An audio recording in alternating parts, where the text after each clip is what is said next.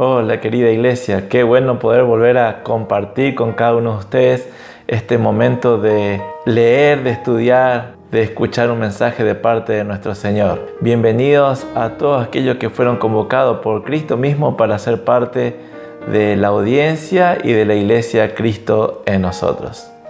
Vamos a leer Juan capítulo 1, versículo 16 hasta el 18. De su plenitud todos hemos recibido gracia sobre gracia.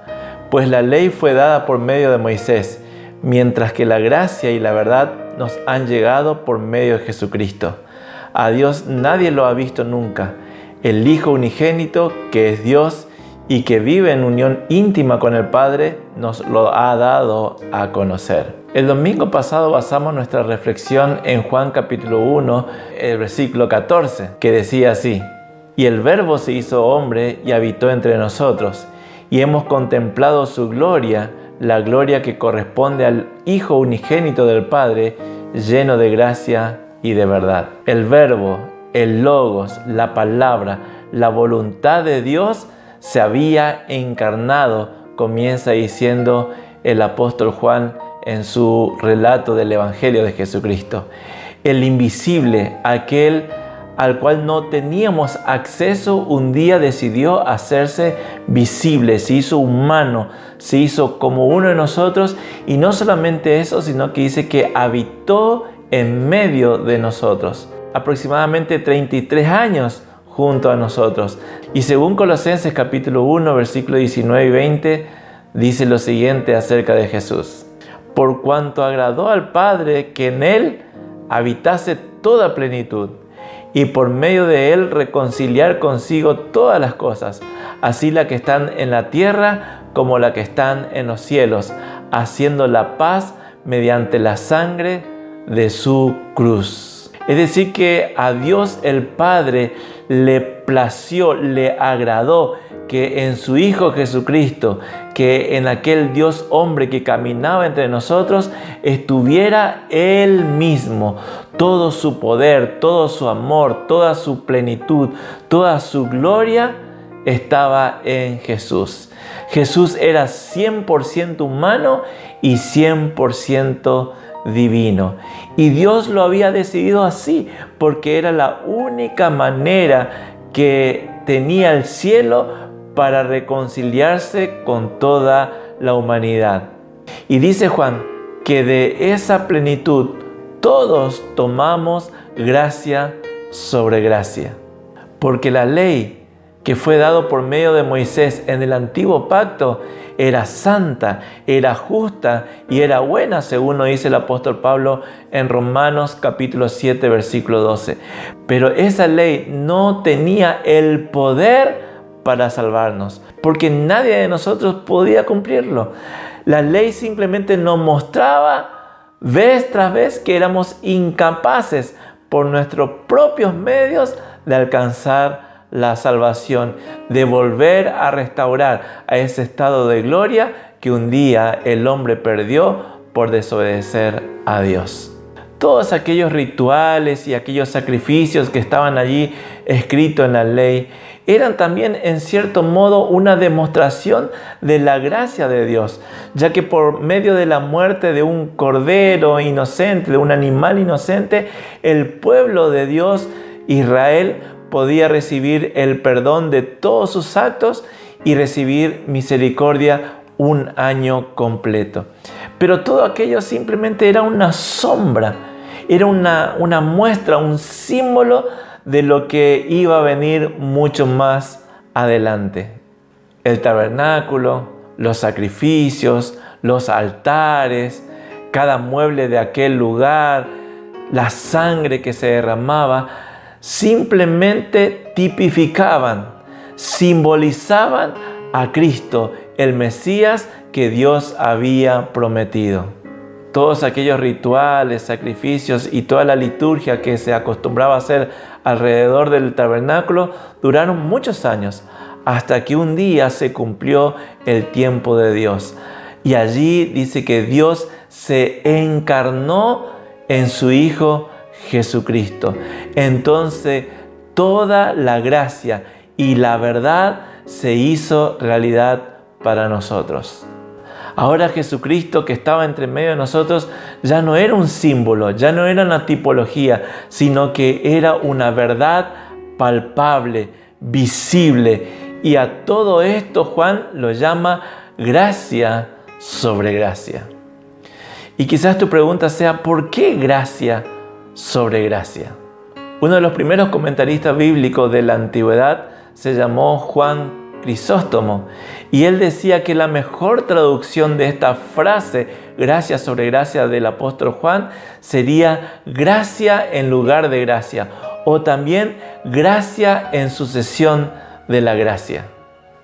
Lo que trataba de explicar Crisóstomo con sus propias palabras era que Dios era una fuente inagotable de gracia, y que de su plenitud, de todo su ser, de la totalidad de Dios, nosotros tomamos gracia y tomamos más gracia y gracia nuevamente y más gracia. Siempre había una nueva gracia disponible para todos aquellos que buscaban en Él refugio. A medida que nosotros vayamos madurando espiritualmente, que vayamos conociendo a Cristo y que vayamos creciendo en Él, la gracia de Dios se vuelve más preciosa para cada uno de nosotros. ¿Por qué? Porque cada día nos damos cuenta que nunca podremos superar la necesidad de gracia de parte de Dios.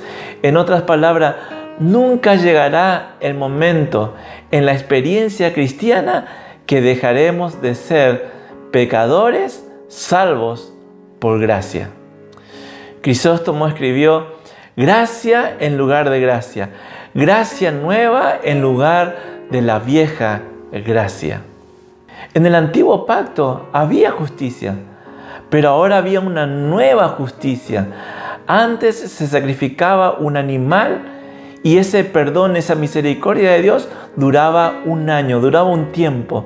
Pero ahora había una justicia mayor, y era la justicia que hace Dios a través de Cristo, que muere en nuestro lugar de una vez y para siempre. Y su sangre derramada en la cruz de Calvario manifiesta su justicia. Así lo dice Romanos capítulo 3, versículo 21 y 22. Pero ahora, tal como se prometió tiempo atrás en los escritos de Moisés y de los profetas, Dios nos ha mostrado cómo podemos ser justos ante Él, sin cumplir con las exigencias de la ley. Dios nos hace justos a sus ojos cuando ponemos nuestra fe en Jesucristo. Y eso es verdad para todo el que crea, sea quien fuere. Fíjense que acá está hablando de que Dios nos hace justos. No dice nos perdona simplemente, ahora somos inocentes. No, dice que nos declara justos. Eso significa que para Dios es como si fuera que nunca hubiéramos pecado, y eso lo logró la sangre de Jesús en la cruz del Calvario. Antes había una fe para todos aquellos que esperaban al Mesías que Dios había prometido, al Mesías que habría de venir. Ahora hay una nueva fe, la fe por medio de Cristo. Él nos hizo justos. Así dice Romanos capítulo 1, versículo 17. Esa buena noticia nos revela cómo Dios nos hace justos ante sus ojos, lo cual se logra del principio al fin por medio de la fe. Como dicen las Escrituras, es por medio de la fe que el justo tiene vida eterna. Ahora la fe tiene como centro, tiene como objetivo la fe en Jesús, en Cristo que ya vino y estuvo con nosotros. Así como hubo una adopción, ahora hay una nueva adopción. Vamos a leer Romanos capítulo 9, versículo 4. Ellos son el pueblo de Israel, elegidos para ser los hijos adoptivos de Dios. Él les reveló su gloria, hizo pactos con ellos y les entregó su ley. Les dio el privilegio de adorarlo y de recibir sus promesas maravillosas. Pero ahora en Efesios capítulo 1, versículo 5, dice que también nosotros fuimos adoptados Vamos a leer. Dios decidió de antemano adoptarnos como miembro de su familia al acercarnos a sí mismo por medio de Jesucristo. Eso es precisamente lo que Él quería hacer y le dio gran gusto hacerlos. Antes había una adopción. Dios había elegido a un pueblo, el pueblo de Israel. Ahora hay una nueva adopción. Dios, a través de su Hijo Jesucristo y por su obra en la cruz, nos adopta a nosotros como parte de su pueblo. Así también antes hubo una gloria, pero ahora hay una nueva gloria. 2 Corintios capítulo 3, versículo 1 dice así: así que si el antiguo camino que ha sido reemplazado era glorioso, cuánto más glorioso es el nuevo que permanece para siempre. Así como había una ley, ahora hay una nueva ley. Vamos a leer Romanos capítulo 8, versículo 2. Porque la ley del Espíritu de vida en Cristo Jesús me ha librado de la ley del pecado y de la muerte. Ahora hay una ley del Espíritu, es la que está vigente. Antes había una ley que era la ley del pecado, que nos tenía atrapado, y la ley de la muerte, y no podíamos salir de él. Pero ahora hay una nueva ley, la ley del Espíritu, y es una ley de vida en Cristo Jesús. Dios le había dado el privilegio a la nación de Israel para que lo adore, para que lo sirva. Pero ahora nosotros también tenemos la posibilidad de servirlo y adorarlo. Filipenses capítulo 3, versículo 3, así nos dice: nosotros somos los que estamos verdaderamente circuncidados, los que adoramos a Dios por medio de su Espíritu y nos alegramos de lo que Cristo hace en nuestra vida, sin poner nuestra confianza en lo que logramos por nosotros mismos. Así como había un antiguo pacto, ahora hay un nuevo pacto. Aquel antiguo pacto requería una absoluta obediencia de todos los mandamientos y preceptos que Dios había dictado. Moisés era la persona que Dios había escogido para establecer esta ley en su pueblo Israel. Pero el mismo Moisés predijo que iba a ser imposible para Israel cumplir con todas las leyes de Dios, que iba a fracasar en su intento, pero que en el futuro Dios iba a traer un tiempo de restauración. Así lo decía Moisés en Deuteronomio capítulo 30, versículo 6. El Señor tu Dios te hará la circuncisión a ti y a tu descendencia, pero en esa ocasión, en el futuro, será en el corazón, para que ames al Señor tu Dios con todo tu corazón y con toda tu alma, y así tengas vida. El nuevo pacto no solamente que supone, sino que demanda un cambio total de corazón. El profeta Jeremías también predijo este nuevo pacto. Vamos a leer lo que él decía. Se acerca el día, dice el Señor, en que haré un nuevo pacto con el pueblo de Israel y de Judá. Este pacto no será como el que hice con sus antepasados, cuando los tomé de la mano y los saqué de la tierra de Egipto. Ellos rompieron ese pacto, a pesar de que los amé como un hombre ama a su esposa, dice el Señor. Pero este es el nuevo pacto que haré con el pueblo de Israel en ese día, dice el Señor. Pondré mis instrucciones en lo más profundo de ellos y las escribiré en su corazón. Yo seré su Dios y ellos serán mi pueblo. El antiguo pacto se escribió en tablas de piedra, pero este nuevo pacto, según lo que acabamos de leer, sería escrito, sería tallado en nuestros corazones.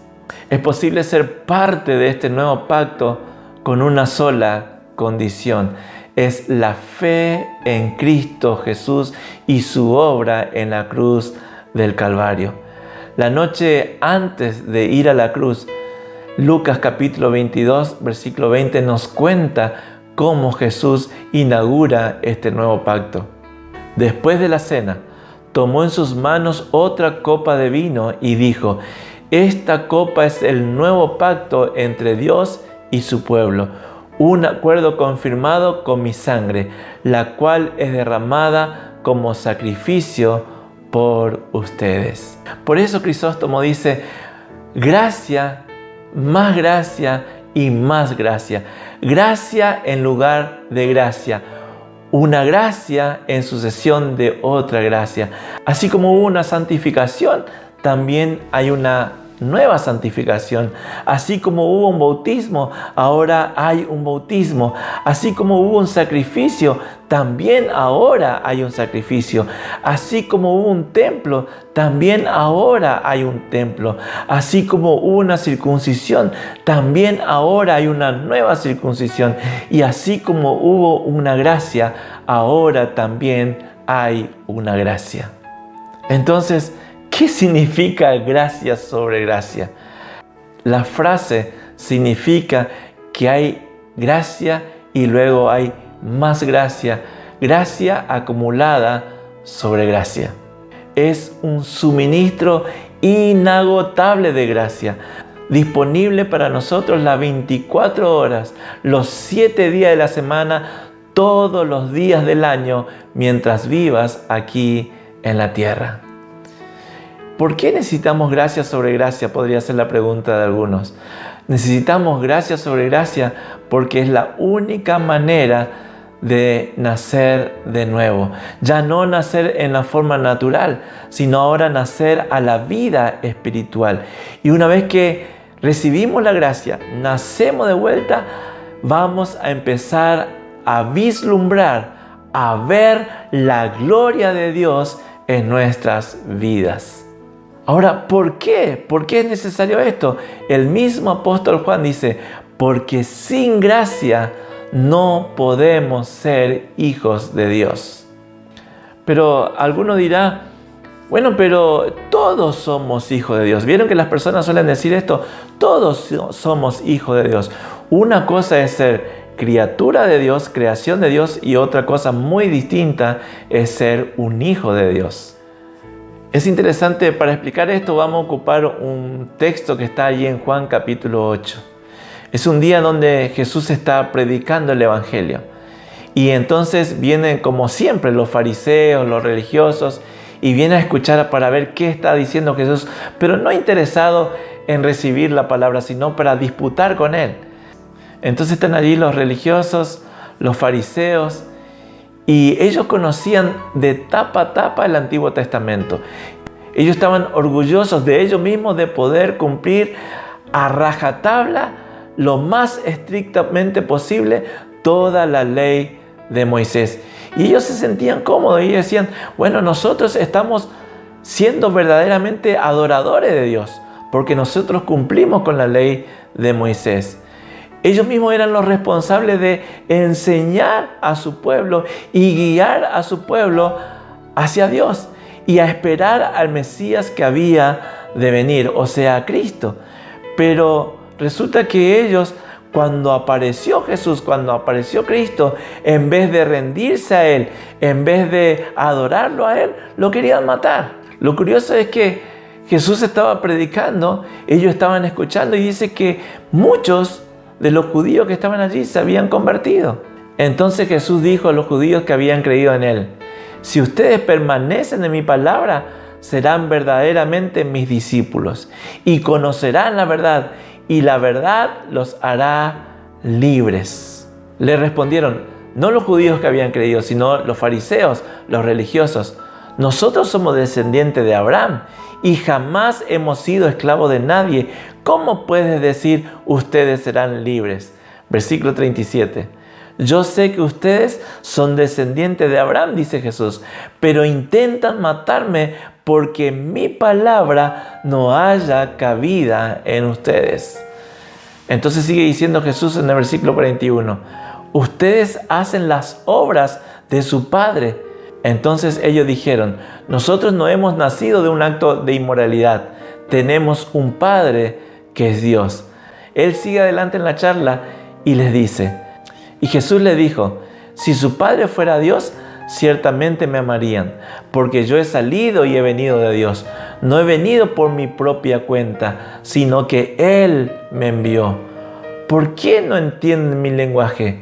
Pues porque no pueden escuchar mi palabra. Ustedes son de su padre el diablo, fuertísimo Jesús, y quieren cumplir con los deseos de su padre.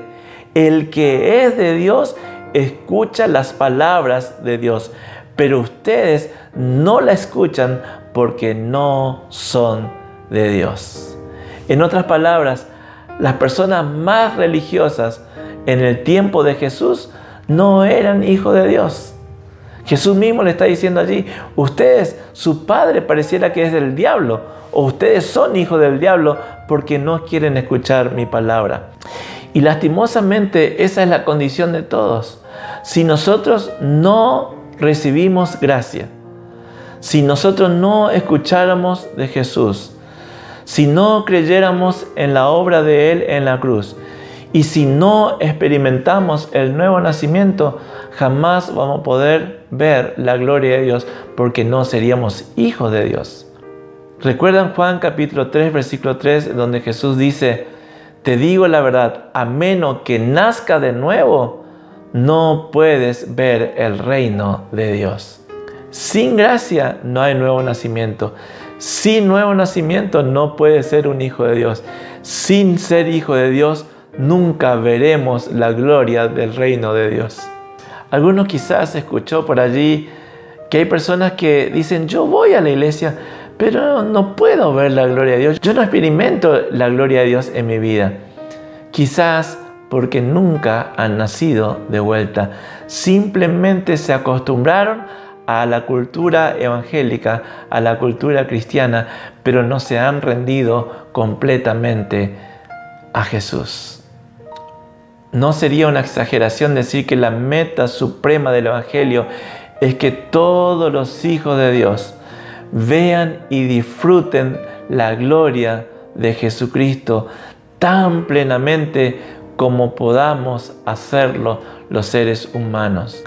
Esto pareciera extraño, pareciera que estamos más aptos para escuchar sobre la gracia, que tenemos que ser parte de la gracia o que tenemos que recibir la gracia, pero nos cuesta entender que tenemos que disfrutar y que tenemos que ver y que tenemos que experimentar la gloria de Dios. Pero vamos a leer Juan capítulo 17, versículo 24. Es la oración de Jesús y Jesús estaba orando por nosotros y así decía Él. Padre, quiero que los que me diste estén conmigo, donde yo estoy. Entonces podrán ver toda la gloria que me diste, porque me amaste aún antes de que comenzara el mundo. Es decir, lo que Jesús está pidiendo al Padre en su oración es que cada uno de nosotros, en primer lugar, podamos estar donde Él está. ¿Y dónde Él está? Está sentado a la diestra de Dios Padre, reinando en autoridad. Y no solamente eso, sino que dice que Él vive en cada uno de nosotros. Porque dice que cuando nosotros lo aceptamos, cuando lo recibimos como Señor y Salvador, Él y el Padre vienen a ser morada en nosotros a través de su Espíritu Santo. Así que Dios mismo vive en nosotros. Y entonces, en consecuencia, todo lo que vivimos todos los días debe ser en la gloria del reino de Dios. Podemos ver y podemos disfrutar de su gloria. Años más tarde, el mismo apóstol Juan escribe una carta. Vamos a leer lo que él decía en 1 Juan capítulo 1, versículo 1 al 4. Les escribimos acerca de lo que siempre ha existido. Lo hemos oído, lo hemos visto con nuestros propios ojos, lo hemos observado y lo hemos tocado con nuestras propias manos. Hablamos de la palabra que da vida. La vida llegó, la hemos visto y damos testimonio de ella. Es la misma vida que estaba con el Padre y ahora les anunciamos que esa vida eterna se presentó ante nosotros. Lo que hemos visto y oído se los contamos también a ustedes para que tengan compañerismo con nosotros, así como nosotros tenemos compañerismo o unidad, dice en otra versión, con el Padre y con su Hijo Jesucristo. Les escribimos Esto para aumentar al máximo nuestra alegría. Fíjense qué interesante. Juan está diciendo, nosotros somos testigos, nosotros no solamente es que escuchamos, sino que lo vimos, lo palpamos, observamos. Aquel que estaba en la eternidad se hizo visible.